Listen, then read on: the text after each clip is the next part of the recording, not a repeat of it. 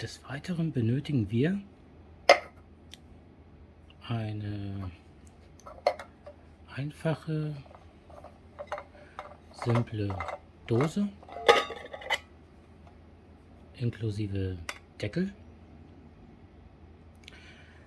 den Öffnungsnippel einmal so lange hin und her biegen, bis er abgeht, und die eingeknickte Ecke mit einer Zange einmal zurückbiegen, dass es relativ ja, eben und gerade ist. Den Deckel werden wir später noch benötigen. Des Weiteren benötigen wir etwas zum Markieren. Das kann auch ein Bleistift sein oder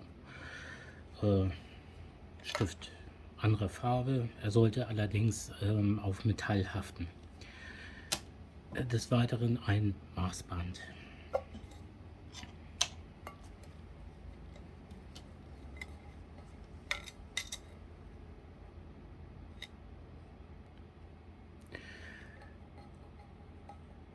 Für den Anfang gehen wir mal von der Kante aus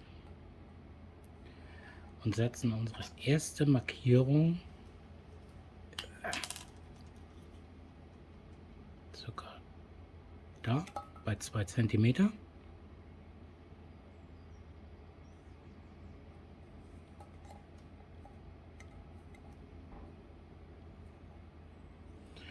Die nächste Markierung von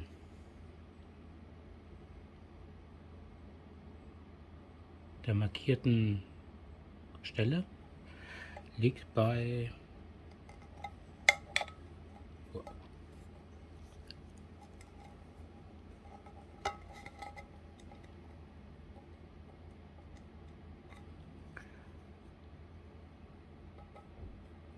8,5. Da gehen wir wieder circa 2 cm, gehen von der Stelle wieder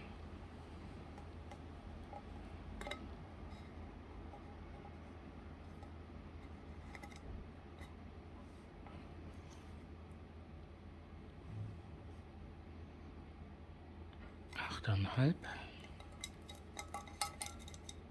und machen wieder 2 cm.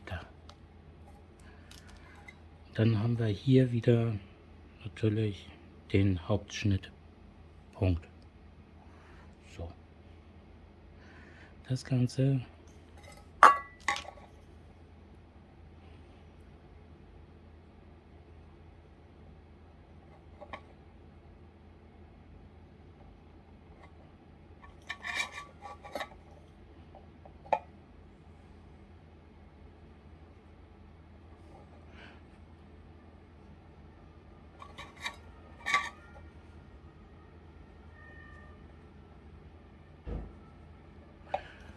funktioniert allerdings nur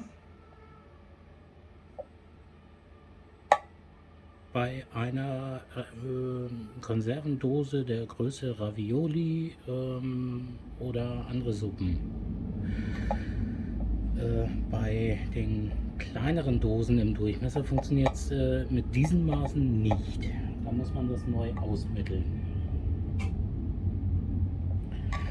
So, und das Ganze ziehen wir dann auch schön bis zur ersten Ansatz erster Rille hoch. Und damit wir keinen Schnittfehler machen, markieren wir uns noch, wo der Querschnitt sein muss. Bei einer der ersten Versionen hatte ich leider den Querschnitt hier oben gesetzt. Ergo hatte ich zum Schluss ja, ausgeschnittene Fenster. Das, was aber erreicht werden soll, ist was anderes. Das werdet ihr später auch noch sehen. Dann sind hier unten die Lufteinzugslöcher, so dass Luft reingezogen wird und nach oben transportiert wird. Jetzt brauchen wir allerdings, wenn hier noch ein Topf drauf steht, später sowas wie Luftausgänge oder Flammenausgänge. Dazu nehmen wir uns das Maßband, setzen hier wieder auf der ersten Markierung an und sagen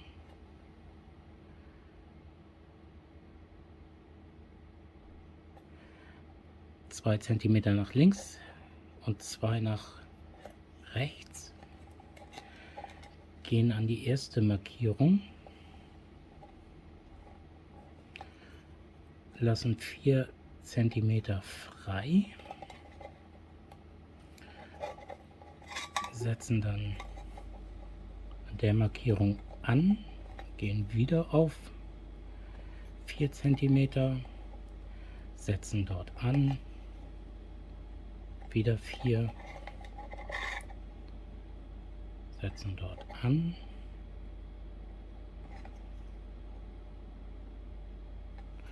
wieder 4,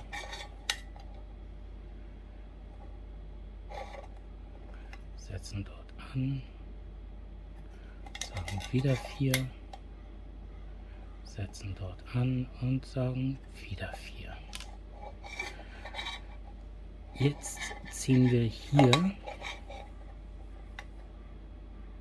das Ganze einmal runter bis auf die erste eingedrückte Falte.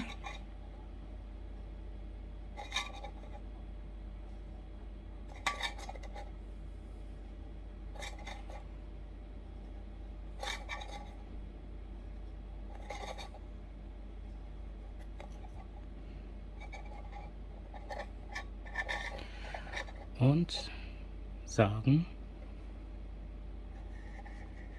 hier ein Schnitt,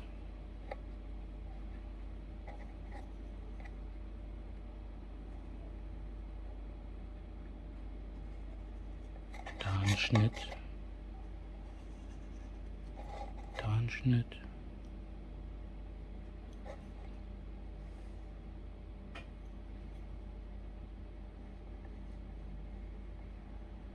da ein Schnitt,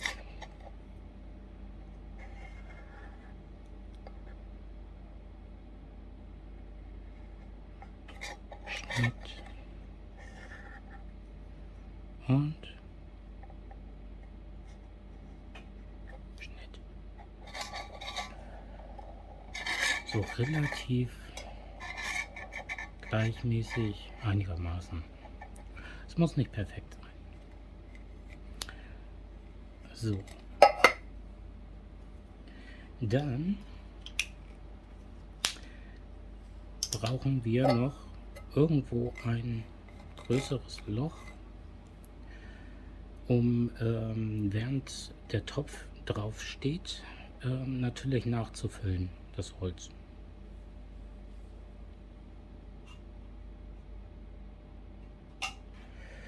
Hierzu kann man, denke ich mal,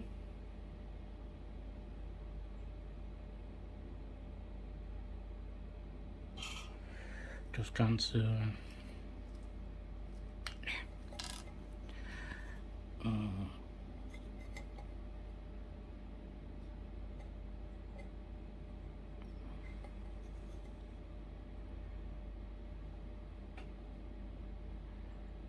hier ansetzen und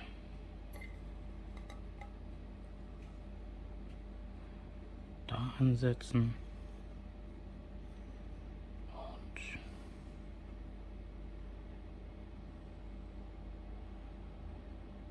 da.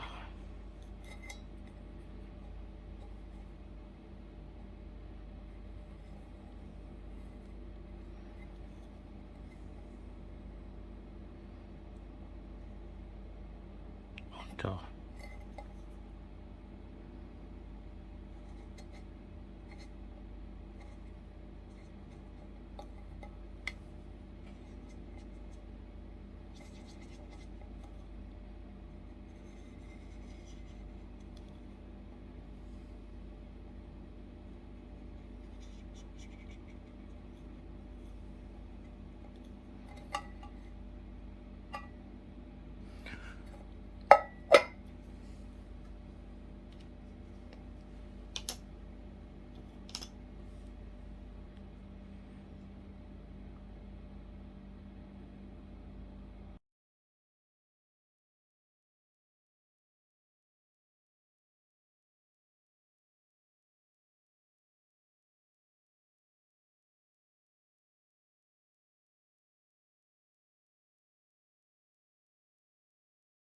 plus ein klein wenig Zauberei.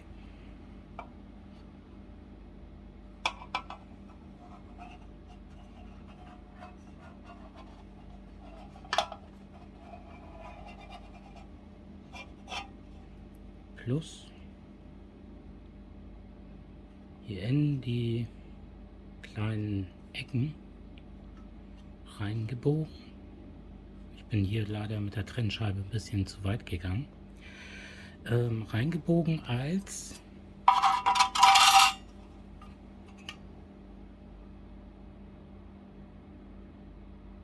eine Art Feuerrost. Sprich, dass die Luft durchziehen kann und nichts direkt auf dem Boden aufliegt außer Asche. Hinzu kommt, wenn unten dann mit Asche gefüllt sein sollte, kann man hier oben, wenn es ein bisschen weiter runter gebrannt ist oder erloschen ist, kann man hier oben mit dem Stock durch und das Ganze dann einmal so entleeren und dann wieder befeuern. Kosten dafür: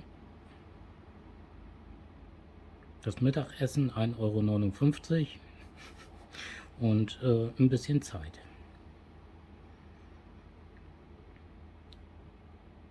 Und ja, ein entsprechendes Topfkreuz kann man auch relativ selber bauen oder eine Alternative, die vorhanden ist, nutzen. Für ein potenzielles Topfkreuz werde ich auch noch mal ein Video machen. Für die Alternative, die ich aktuell benutze,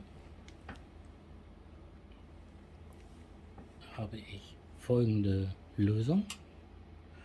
Ein standardgemäßer PC Lüfter, also ein Gitter, passt exakt darauf, steht hier an den Seiten ein Tick über. Somit ist der Topf dann mit einem kleinen also mit einem kleinen Luftraum noch über der Kante und die Flammen können nicht nur aus diesen Aussparungen hier heraus, sondern auch noch direkt unterm Topf. Erste Testläufe waren super. Warum ich sowas bevorzuge anstatt eines Hobo-Ofens, der gekauft wird zum Zusammenstecken, das werdet ihr noch in den nächsten Videos sehen. Denn damit ist meine Feuerstelle bzw. meine Feuermöglichkeiten sind damit noch nicht komplett beendet. Weil dieses wunderschöne Ding ist nicht nur ein Holzvergaser, sondern auch ein Windschutz. Von daher verzichte ich gerne auf eine klapperige Zusammenbastelaktion und schleppe lieber eine ja, 9,5 cm Dose.